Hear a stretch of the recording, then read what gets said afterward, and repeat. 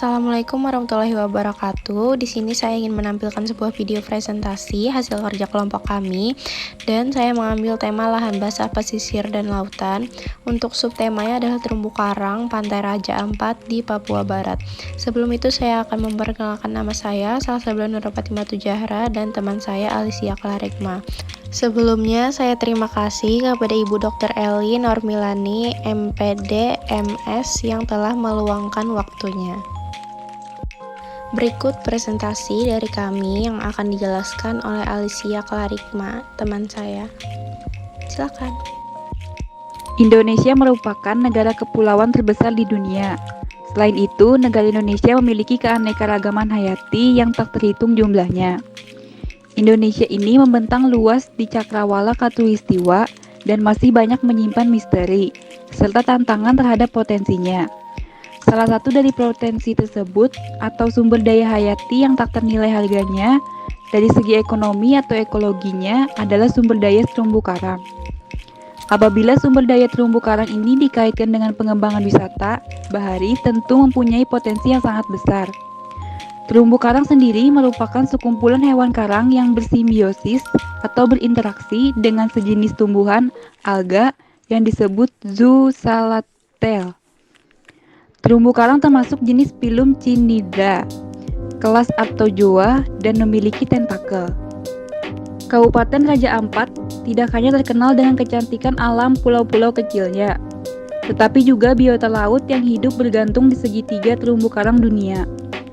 Kepulauan Raja Ampat merupakan rangkaian 4 gugusan pulau yang berdekatan dan berlokasi di barat bagian Kepala Burung, di Semenanjung Kepala Burung atau Provinsi Papua Barat dan Papua. Kepulauan Raja Ampat di bawah pengelolaan administratif Kabupaten Raja Ampat, Provinsi Papua Barat. Pengertian terumbu karang. Terumbu karang merupakan terjemahan langsung dari bahasa Inggris dari kata coral reefs. Terumbu adalah serangkaian struktur keras dan padat yang berada di dalam atau dekat permukaan air. Sedangkan koral atau karang merupakan salah satu organisme laut yang tidak bertulang belakang, invertebrate, berbentuk polip yang berukuran mikroskopis, namun mampu menyerap kapur dari air laut dan mengendapkannya sehingga membentuk timbunan kapur yang padat. Kondisi terumbu karang.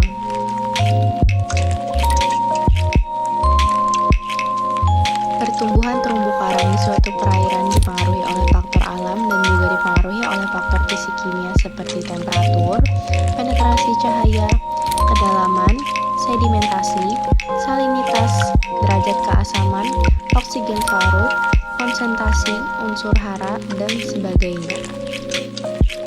Manfaat terumbu karang bagi masyarakat sekitar. Sebagai salah satu organisme yang hidup di dalam ekosistem air laut, terumbu karang berasal dari sekumpulan hewan kecil berbentuk seperti tabung yang bersimbiosis dengan sekumpulan alga. Bagi kehidupan, manfaat terumbu karang sangatlah banyak, seperti berikut ini. Sebagai bahan baku perhiasan dan industri, sebagai bahan baku obat-obatan, sebagai pencegah gelombang besar, sebagai objek wisata bahari, sebagai pusat penelitian, sebagai sumber makanan, sebagai tempat tinggal ikan dan hewan laut. Upaya melestarikan kawasan Pantai Raja Ampat. Ekosistem terumbu karang merupakan ekosistem alami yang memiliki karakteristik dan memerlukan kondisi khusus untuk dapat berkembang dengan baik. Selain itu, ada beberapa faktor lingkungan yang harus dipenuhi agar ekosistem terumbu karang tetap terjaga. Faktor-faktor tersebut antara lain, yang pertama suhu, yang kedua salinitas, yang ketiga cahaya dan kedalaman, yang keempat arus. Adapun upaya yang dapat dilakukan untuk menjaga kelestarian terumbu karang Pantai Raja Ampat, Papua Barat, yaitu sebagai berikut. Yang pertama, menjaga kebersihan pesisir pantai dari sampah. Yang kedua, menangkap ikan tanpa merusak karang. Yang ketiga, tidak mengambil karang dan terumbu karang. Yang keempat, mengedukasi kepada masyarakat daerah pesisir tentang kegiatan pelestarian terumbu karang. Yang kelima, rehabilitasi terumbu karang yang rusak. Peraturan daerah tentang pengelolaan terumbu karang.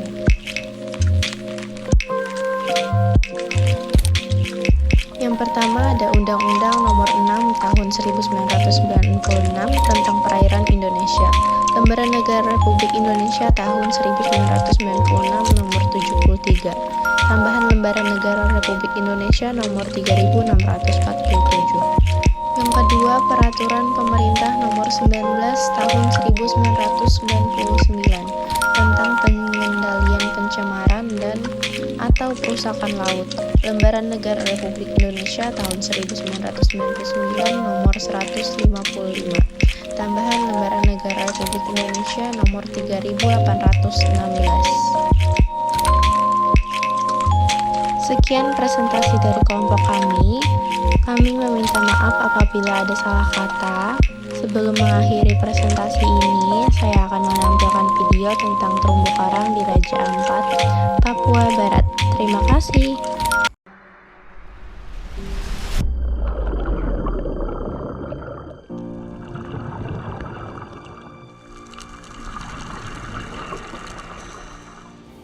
Indonesia adalah negara kepulauan terbesar di dunia. Memiliki lautan yang luasnya 70% dari total keseluruhan luas negaranya. Nusantara juga menyimpan pesona keindahan lainnya. Alam bawah laut, dengan segala potensi ekonomi bagi masyarakat Indonesia. Banyak tantangan menerpa laut kita, mulai dari rusaknya mangrove dan terumbu karang, pengambilan ikan secara berlebihan, hingga sampah plastik. Dulu manta, ikan-ikan besar bisa main di depan kampung, sekarang sudah menghilang. Tahun 90-an itu ini laut ini hancur. Tapi di timur Indonesia, peluang laut masih ada dan masyarakat masih bisa sejahtera.